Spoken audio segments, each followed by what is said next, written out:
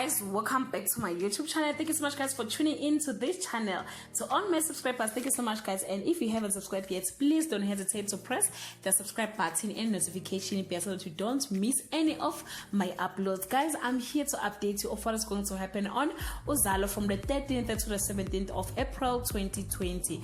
Mangcobo received an apology from the one person in town she never expected will own up to their mistake, and Fikile demands that Sbu clears her name of any wrongdoing at the saloon or she will expose his behavior.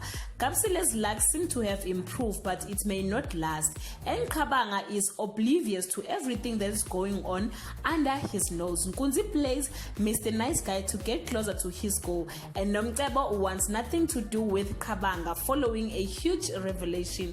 Guys, this is all I have for today. You can leave your comment below and share your thoughts. Till we meet again, I love you so much guys. Bye.